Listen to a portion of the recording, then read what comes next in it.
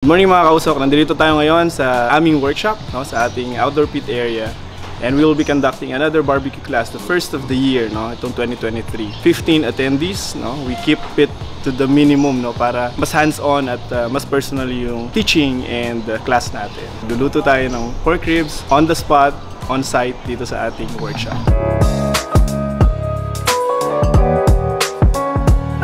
Our main intention is to advance this craft. No? We're calling it craft because it involves skills. It involves dedication. It involves yung parang making a masterpiece. Parang obra. No? So that's why we call it craft barbecue. Dito bago, it's been in the US for a long time.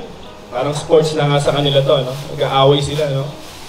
Para lang dito sa smoke barbecue, no? It reached Philippines siguro mga 6 years ago when we introduced this craft. Hindi namin sinasabi na kami nauna. For sure, there are Filipinos or mga locals na they're trying to smoke barbecue. Siguro tahimik lang sila and they don't have a group be part of it and then matutunan nila yung smoke barbecue. That is why when we started the Pit Masters Club of the Philippines and Barrel Pro, talagang ang intention lang natin is to ituro sa kanila paano mag-smoke, saan makakuha ng kahoy, yung karne. It grew into a organization and we've been conducting classes, smoke barbecue. It's special to me. Dati po kasi ako nasa US for 10 years.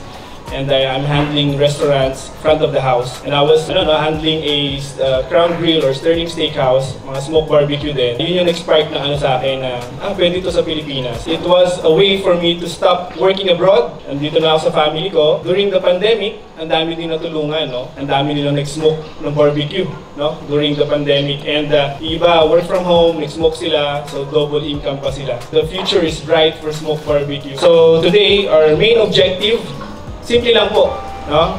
For this class, is for you to gain knowledge, information, hands-on experience for this day, and gain confidence in smoking barbecue. Sana paglabas niyo po dito sa lugar natin, masasabi niyo po na, kaya ko nang mag-smoke ng sarili kong smoke meats. Alright, good morning mga kausok. So 2 hours in, 2 oras na mula nung nagbukas tayo ng ating barbecue class. Their meat trim, naglagay na ng rub nila, sinalang nila sa kanilang smoker. Ngayon, naghihintay na lang tayo ng first hour or and a half para i-spritz natin yung kanilang mga karne.